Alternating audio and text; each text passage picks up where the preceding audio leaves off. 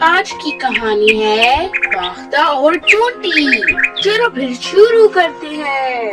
ایک دفعہ کا ذکر تھا، ایک فاختہ درخت پر بیٹھی ہوئی تھی۔ اس نے دیکھا کہ ایک چونٹی پانی میں ڈوب رہی ہے۔ فاختہ کو اس پر بہت ترس آیا۔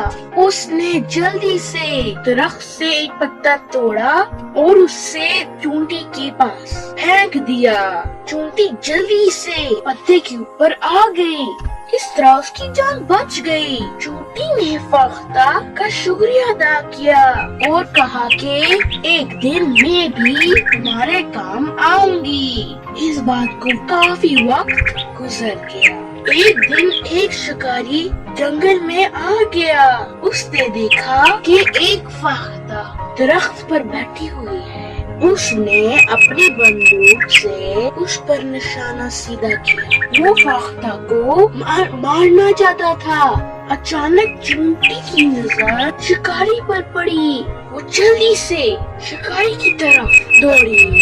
جیسے ہی شکاری گولی چلانے لگا، چونٹی نے زور سے اس کے پاؤں پر کاٹ لیا۔ شکاری کی بندوق سے گولی نکلی مگر اس کا نشانہ ہو گیا، مگر گولی کی آواز سے فاختہ اڑ گئی۔ اس طرح چونٹی نے فاختہ کی جان بچائی۔ بس فاختہ نے چونٹی کا شکریہ ادا کیا۔ پیارے بچوں، ہمیں اس کا